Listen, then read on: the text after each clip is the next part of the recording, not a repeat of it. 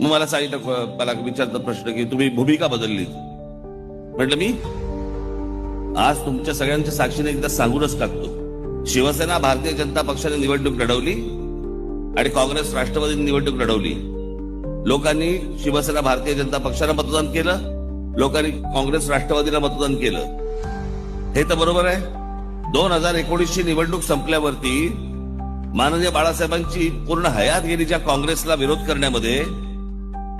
स्वतःच्या स्वार्थासाठी, स्वतःच्या गळ्यामध्ये मुख्यमंत्री पदाची माळ घालण्यासाठी लोकांनी टाकलेला विश्वास तोडून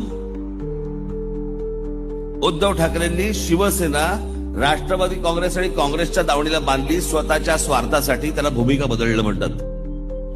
चांगल्याला चांगलं म्हणणं आणि वाईटाला वाईट म्हणणं, पण त्याच्यामध्ये तुमचा स्वार्थ असता का नाही. माझा कोणता स्वार्थ होता?